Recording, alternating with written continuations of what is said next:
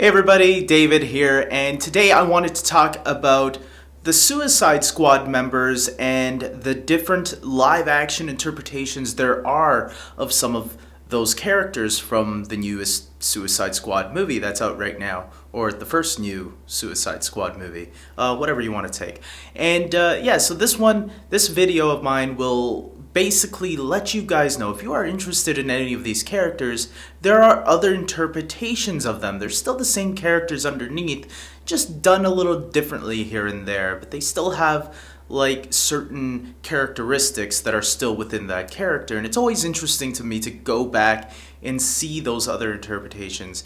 Now, because there's so many different versions, I'm limiting them from their animated counterparts and just sticking with all the live action versions because believe me, this video will be long enough. So with that being said, let's begin with our first character, Rick Flag. Rick Flag's first live action debut was actually in the TV series Smallville, played by Ted Whittle. And I gotta say, this version appeared in the 10th season of Smallville, when the Suicide Squad was finally being formed, because they were setting it up in the season 9, and he was exactly what he is in the new movie. He is the leader of the Suicide Squad. Rick Flag is also briefly mentioned in the Arrow episode, season 3, Suicidal Tendencies. And of course, in the new movie Suicide Squad, Rick Flag is played by Joel Kinnaman. How about Katana? You know, that Asian woman with the white mask with the Japanese symbol on it? Yeah, what about her? What were her live action interpretations? Well, she only has 2 interpretations in live action. She was in Arrow. She appeared as a main character mostly during the flashbacks in season 3, named Tatsu, and she finally got into costume towards the end of the season, the last 2 episodes of the season, as a matter of fact, played by Rita Fukushima. Finally, in Suicide Squad, she's played by Karen Fukuhara. Fukuhara. I wonder if there's like some sort of connection between the two. And then we have Captain Boomerang, who first appeared in live action in the TV series Arrow. As a matter of fact, he appeared in the Arrow Flash crossover Brave and the Bold, played by Nick Tarabay from Spartacus fame. And it's interesting about this because Captain Boomerang is actually a Flash villain who I think is part of the Suicide Squad. And in the new movie, Suicide Squad, he's played by Jai Courtney, who also, funny enough, was from Spartacus. Something about Spartacus and throwing boomerangs, I guess. I don't know. Next, we have Amanda Waller, first played in Smallville in live action, played by Pam Grier, who, in my opinion, was a really great choice to play that role. She definitely had that mold of what Amanda Waller should be like, and she was running this organization known as Checkmate, trying to take down the heroes and organizing the Suicide Squad once again. But unfortunately, she would only appear in 4 episodes of season 9 and then be killed off in her last episode, with Rick Flag later taking over in season 10. In the Green Lantern movie starring Ryan Reynolds, Amanda Waller was played by Angela Bassett, and probably the most horrible interpretation of the character so far done in live action, because she was a doctor and they killed her off right in this movie. Starting in Arrow season 2, Cynthia Addie Robinson would play the role of Amanda Waller. Also, her role in this series would be bringing the Suicide Squad together eventually. She would also be part of Oliver's flashbacks throughout the course of the series. Finally, in Suicide Squad, she is now played by Viola Davis, and I gotta say, she is probably the best interpretation of the character so far. Next, we have Deadshot, who was first done in live action in the TV series Smallville in the 10th season, played by Bradley Stryker, where Deadshot had kind of a cowboy-ish motif going on for him. I don't know what was up with that, but okay. I gotta say, though, he wasn't really used effectively as he could have been, but that's fine.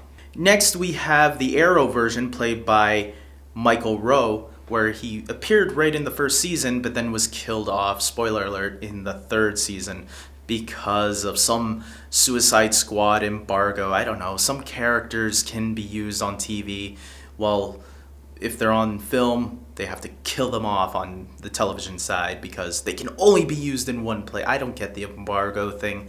I think it's a pain in the ass, and it ruins future ideas of what those writers were originally planning for those characters. Apparently, they were planning more Suicide Squad episodes for Arrow. Unfortunately, we just got 2 episodes of that.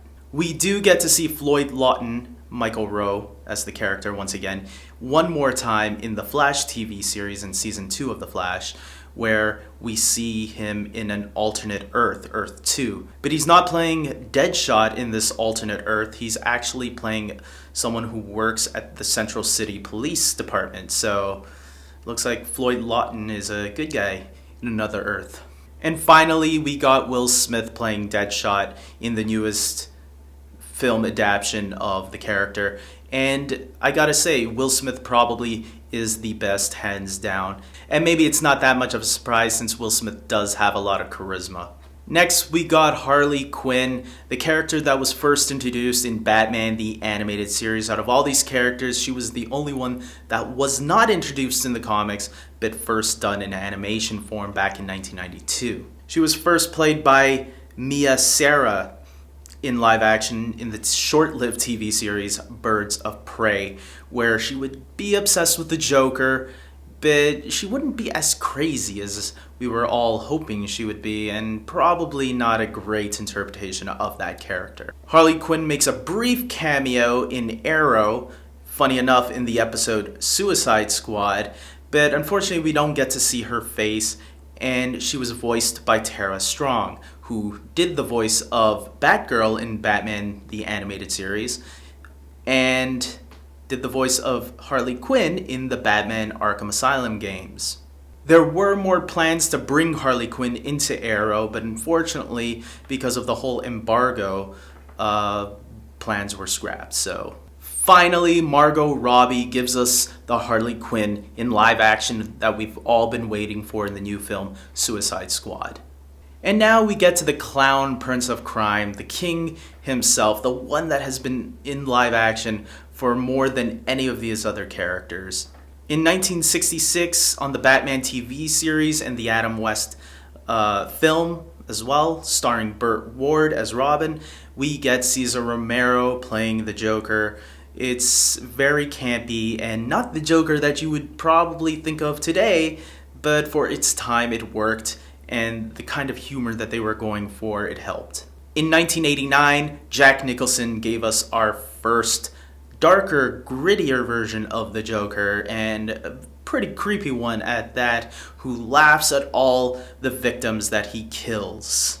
We get a brief appearance of the Joker in the pilot episode of Birds of Prey, who's played by an unknown actor, and voiced by Mark Hamill, though, which is very interesting to point out because Mark Hamill also did many different animation television shows and films as the Joker, and still considered one of this day to be one of the best voices for the animated version.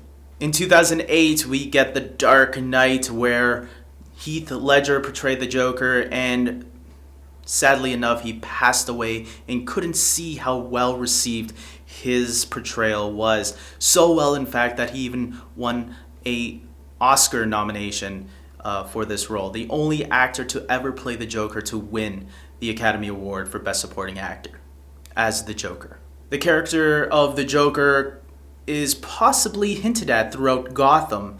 That's right, the hit series Gotham, which looks at the early days of the city while Bruce Wayne is still a small boy, 13-year-old, and Gordon is still in his prime. We get to see several victims or suspects on who could be the Joker, including the Red Hood storyline, but the one that seems like the most likely candidate is Jerome. Now, David, what do you mean that he's the most likely candidate? He died in season 2, right in the first 3 episodes.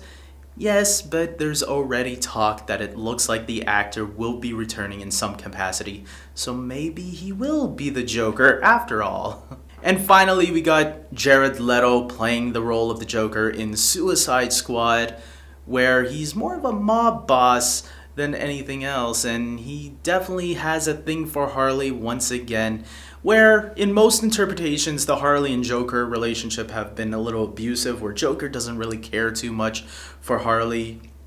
He just keeps her around because she's useful to him.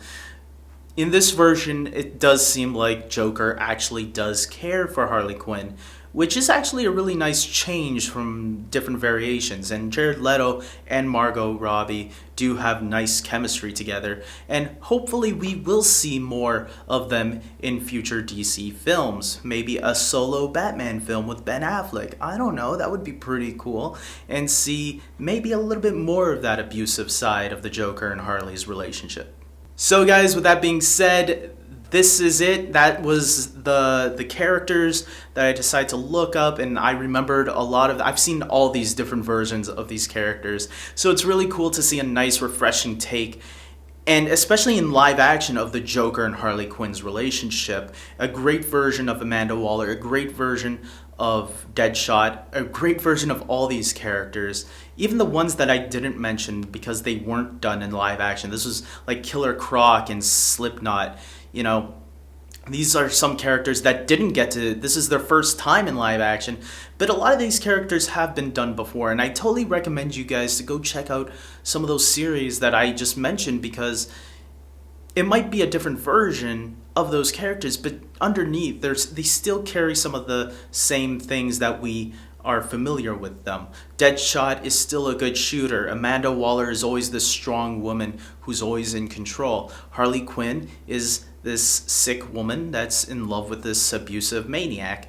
And with all that being said, guys, like this video, subscribe to my channel, check me out on Twitter, Facebook, and check out my podcast. And until next time, take care.